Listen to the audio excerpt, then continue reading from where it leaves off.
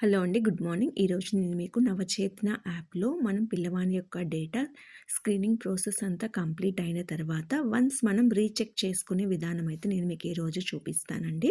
First of all అది చూయించే ముందుగా మనకి యాప్‌లో ఇక్కడ కింద మనకి ఇవి కనిపిస్తున్నాయి కదండీ! Home, to do list, my request, follow up. So, ఇవేంటో ఒకసారి చూద్దామండి. హోమ్‌ని కనుక టచ్ చేసినట్లయితే మనం ఇట్లా హోమ్ పేజ్‌కైతే వెళ్తామండి. ఇక్కడ హోమ్ కనిపిస్తుంది గదా! హోమ్ టచ్ చేస్తే ఇలా హోమ్ పేజ్‌లో అయితే మనకి కనిపిస్తుందండి.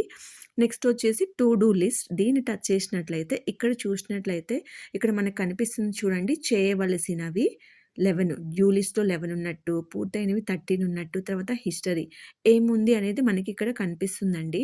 మనకిక్కడ డ్యూ లిస్ట్‌లో 11 ఉన్నాయి. ఇంకా చేయవలసినవి ఏంటివి? కొంతమంది అన్నీ చేసేసాము. కానీ మనకి డ్యూ లిస్ట్‌లో ఇంకా 11 కనిపిస్తున్నాయని ఒక డౌట్ అయితే రావచ్చండి. సో, మనం ఫస్ట్ ఆఫ్ ఆల్ కంప్లీట్ చేసినప్పటికీ మనకిక్కడ నేమ్స్ కనిపిస్తున్నాయి. మనం ఇక్కడ చూసిన నేమ్స్ చూసి ఆల్రెడీ ఇవి చేసేసాం కదా! అని మనకనిపించినా ఇక్కడ మనకి ఇక్కడ క్లియర్‌గా డేట్ కనిపిస్తుంది చూడండి. సో, ఇదేంటి అంటే మనము జూన్ మంత్‌లో 27, 28 ఆ డేట్‌లో మనము పిల్లవాని యొక్క డేటా స్క్రీనింగ్ ప్రాసెస్ అయితే స్టార్ట్ చేశామండి. మళ్ళీ అగైన్ మనం ఏ మంత్‌లో ఈ పిల్లవానికి స్క్రీనింగ్ ప్రాసెస్ చేయాలి అంటే, నైన్త్ మంత్‌లో 27న ఈ పిల్లవానికి స్క్రీనింగ్ ప్రాసెస్ అయితే మళ్ళీ మనం అగైన్ చేయవలసి ఉంటుంది. సో, అదే అండి మనకిక్కడ డ్యూ లిస్ట్‌లో 11 కనిపిస్తున్నాయంటే దాని రీజన్ ఏంటంటే, నెక్స్ట్ ఏ మంత్‌లో, ఏ డేట్‌లో తనకి మనము స్క్రీనింగ్ ప్రాసెస్ చేయాలి అనేది ఇక్కడ క్లియర్‌గా చూపిస్తుందండి. అదే అండి దాని మీనింగు. తర్వాతొచ్చేసి ఇక్కడ పూర్తయినవి అని కనిపిస్తుంది కదా! దీన్నొకసారి టచ్ చేద్దాము. సో, ఇక్కడ టచ్ చేసినట్లయితే నెక్స్ట్ ఇక్కడ ఇలా నేమ్స్ అయితే కనిపిస్తున్నాయండి. స్క్రీనింగ్ ప్రాసెస్ అయితే కంప్లీట్ అయింది. అయినప్పటికీ మనకిక్కడ ఎలా కనిపిస్తుంది అంటే, ఇంట్లో కార్యకలాపాలు చూడండి. సో, ఇక్కడ మనం దీన్ని టచ్ చేస్తే మనకి నెక్స్ట్ ఇలా కనిపిస్తుందండి. ఇలా మనకి పైన స్క్రోల్ చేస్తే ఇక్కడ మనకి వీడియో కూడా తెలుస్తుందండి.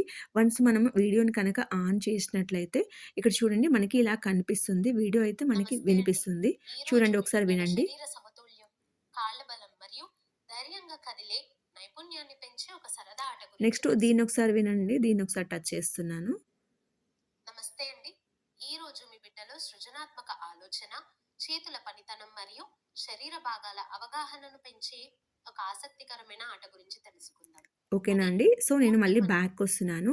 సో, ఇప్పుడు మనం టు డూ లిస్ట్‌లోకెళ్ళి చేయవలసినవంటే, మనం నెక్స్ట్ ఏ డేట్‌లో చేయాలనేది మనకిక్కడ కనిపిస్తుంది. పూర్తయినవి కూడా మనకిలా కనిపిస్తుంది అంటే, మనం పేరెంట్స్‌కి చెప్పాలండి.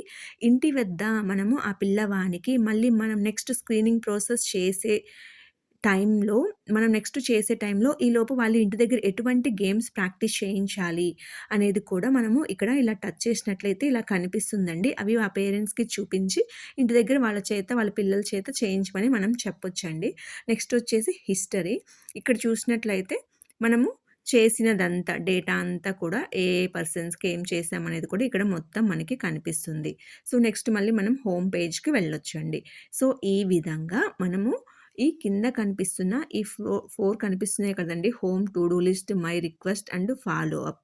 ఫాలో అప్ గనక టచ్ చేసినట్లయితే ఇక్కడ చూడండి అన్ని క్రమంలోనే ఉన్నాయి. మళ్ళీ హోమ్ పేజ్‌కెళ్తున్నాము. మై రిక్వెస్ట్ చూడండి ఇక్కడ కూడా నో రిక్వెస్ట్ ఎటువంటి ఇంకా అభ్యర్థనలు ఏమీ లేవు అని చూపిస్తుందండి. మళ్ళీ మనం హోమ్ పేజ్‌కెళ్దాము. సో, నెక్స్ట్ వచ్చేసి మనం ఆఫ్టర్ స్క్రీనింగ్ ప్రాసెస్ అయిన తరువాత మనకి ఏ విధంగా మనం ఒకసారి చెక్ చేసుకోవాలనేది మీకొకసారి చూపిస్తానండి. ఇక్కడ 61-72 మంత్స్ ఒకసారి టచ్ చేస్తున్నాను. ఇక్కడ 2 మెంబర్స్ అయితే ఉన్నారండి. సో, ఫస్ట్ ఇక్కడ ఈ నేమ్‌నైతే ఒకసారి చెక్ చేద్దాము. ఇక్కడ చూడండి స్క్రీనింగ్ ప్రాసెస్ అయితే కంప్లీట్ అయ్యింది. నెక్స్ట్ మనము ఇలా పైకి స్క్రోల్ చేసినట్లయితే ఇక్కడ చూడండి స్క్రీనింగ్ ప్రాసెస్ అంతా కంప్లీట్ అయింది. సబ్మిట్ చేయబడింది. ఇక లాస్ట్ ఇది కనిపిస్తుంది కదండీ! మొత్తం చరిత్రను చూడండి. ఇక్కడ మనం దాన్ని టచ్ చేస్తే మళ్ళీ ఇక్కడ అన్నీ స్క్రీనింగ్‌లు, ఎదుగుదల మరియు ఆరోగ్య తనిఖీలు. సో, మనం స్క్రీనింగ్ టచ్ చేస్తే స్క్రీనింగ్ ప్రాసెస్ అంతా కంప్లీట్ అయింది.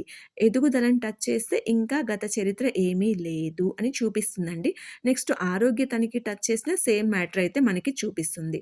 సో, కంప్లీట్‌గా మనకి స్క్రీనింగ్ ప్రాసెస్ అయితే సక్సెస్‌ఫుల్‌గా సబ్మిట్ చేశాము అని ఆ నేమ్ దగ్గర మనకి చూపిస్తుంది. వన్స్ మనం బ్యాకొచ్చేద్దామండి.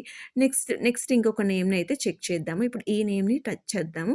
ఇక్కడ చూసినేస్తే చూడండి స్క్రీనింగ్ ప్రాసెస్ కంప్లీట్ అయింది. నెక్స్ట్ మనం సేమ్ యాజ్ యూజువల్‌గా పైకి గనక స్క్రోల్ చేస్తే ఇక్కడ చూడండి ఇందాకటి నేమ్‌కి, ఈ నేమ్‌కి డిఫరెన్స్ చూడండి. ఇక్కడ స్క్రీనింగ్ ప్రాసెస్ అయితే సక్సెస్‌ఫుల్‌గా సబ్మిట్ అయింది. బట్ ఆరోగ్య తనిఖీ అనేది ఏం జరిగింది? సింక్ అవుతుంది. ఇంకా ఆరోగ్య తనిఖీ అనేది సింక్ అవ్వలేదనమాట. సో, దానికోసం మనం ఏం చేయాలో ఒకసారి చూద్దామండి. ఇక్కడ కనిపిస్తున్నాయి చూడండి. ఏదైనా ఆరోగ్య సమస్య ఉందా?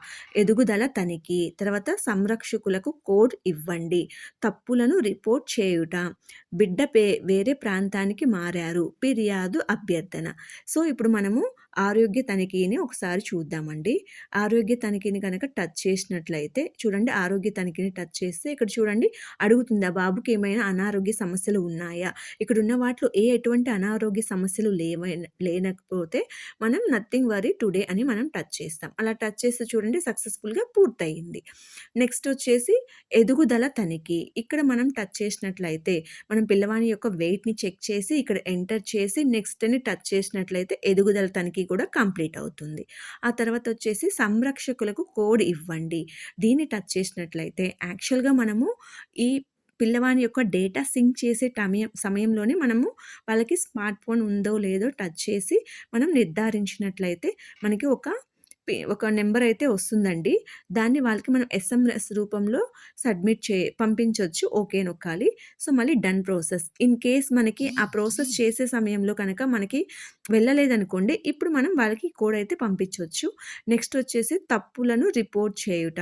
ఇక్కడ చూడండి పుట్టిన తేదీలో ఏదన్నా మార్పున్నా, బిడ్డ పేరు వేరే వివరాలున్నా, బిడ్డ నకాలు అయినా, లేకపోతే ఈ బిడ్డ నా ఏడబ్ల్యూసీ పరిధిలో లేకపోయినా, ఇతర తప్పులు ఏదైనా ఉన్నప్పటికీ దాని ఎదురుగా టచ్ చేసి మనం సబ్మిట్ రిపోర్ట్ చేయాల్సుంటుంది. ఆ తర్వాతొచ్చేసి బిడ్డ వేరే ప్రాంతానికి మారారు, వేరే అంగన్వాడీ పరిధిలో ఉన్నారు, మరణించారు ఇతరులు. ఏ రీజన్ అయినప్పటికీ దాని ఎదురుగా టచ్ చేసి మనం నిర్ధారించుకోవాలండి. తర్వాత ఫిర్యాదులు. ఇన్ కేస్ ఏదన్నా మనము వాళ్ళకి ఫిర్యాదు చేయాలనుకుంటే ఇక్కడ మనం డేటాని టైప్ చేసి లేదంటే వాయిస్ రూపంలో అయినా ఇచ్చి మనం సెండ్ చేయాల్సి ఉంటుంది. సో, ఈ విధంగా పిల్లవాని యొక్క డేటా స్క్రీనింగ్ ప్రాసెస్ అంతా కంప్లీట్ అయినప్పటికీ కూడా మనము వాటిని యొక్క డేటాని మళ్ళీ ఒకసారి రీచెక్ చేసుకోవాలంటే ఈ ప్రాసెస్‌లో మనము డేటాని రీచెక్ చేసుకోవడానికి పాసిబిలిటీ ఉంటుందండి. సో, నేను చెప్పిన ఇన్ఫర్మేషన్ అంతా మీకు అర్థమైందనుకుంటున్నానండి. So, thank you for watching. నేను చెప్పిన ఇన్ఫర్మేషన్ అంతా మీకు అర్థమైనట్లయితే నా ఛానల్‌ని లైక్ చేయండి, షేర్ చేయండి అండ్ సబ్స్క్రైబ్ చేసుకోండి. Thank you for everyone.